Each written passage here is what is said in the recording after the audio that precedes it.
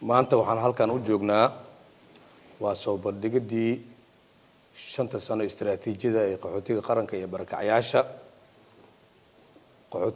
barakacayaasha marka laga hadlayo ama in badan hadda qodbooyinkii ugu horeeyay aad ayaad ugu bogoteen waxaan isku sheegay maahan 40% dadka Soomaaliyeed waa barakac iyo qaxooti barakac oo internal displacement ah iyo qaxooti oo borderka ka bax sida wasiirkii hore Senator Xuseen Xaaji Camal Xuseen Xaaji waa refugee anigana waxa ay barakac dadka Soomaaliyeed intaas ay noqdeen marka waajib qaran iyo waajib dastuuri ah ayaa naga saaran in arintaasi aan wada kacno arintaas wasaaradda arrimaha gudaha iyo hay'adda qaranka qaxootiga kaliya wax ku fulan yihiin ma ahan waa wax musiibo oo kaarisa ah oo Soomaaliya ku wada dhacday haddii aan leedahay markii hore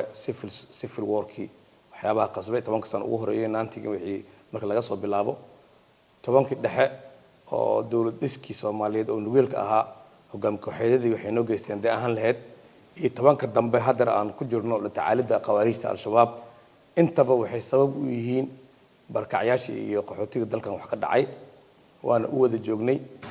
marka maadaama wixii ay noqdeen wax safmareen ah bulshada qayb kamid ah aan ku dhicin marka waxa ay noqdeen wax safmareen ah bulshada dhan ay saameyn ku yeelatay waxa waajib ah marka bulshada dhan inay u kacdo arintaas sidii loo daaweyn lahaa adaan ku soo laabtay istiraatiijiyada 5 sano oo hadda halkan aad ka aragteen oo nalooga akhriyay دكتوركي نوغا أخريي كوميشنر كميد أها قحوتيga qaranka waxyaabo uu ku faahfaahiyay steps la maray waa aragteen anaga waxaan ka wasaaradda arrimaha gudaha ahaan waxay muhiimad noo tahay rabnaa inaan idin la wadaagno istiraatiijiyadan waxa base u ah ama waxay la jaan qaadaysaa ay la socotaa ay kaalmeynaysaa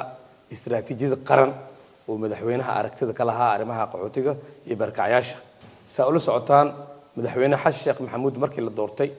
shafarkii ugu horeeyay oo shaqo wuxuu ku tagay Baydhabo arrimahaanayta qaxootiga barakacayaasha ku saabsan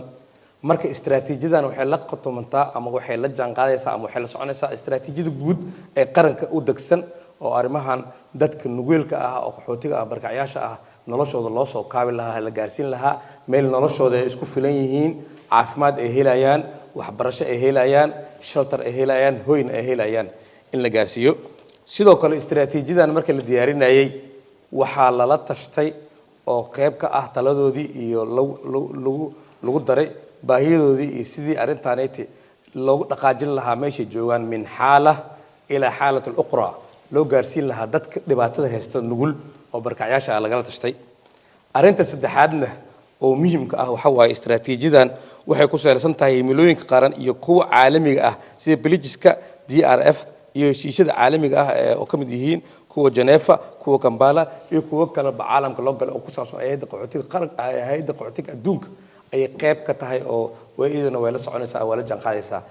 arrimaha sida istiraatiijiyada marka waxyaabaha anaga muhiimka noo tahay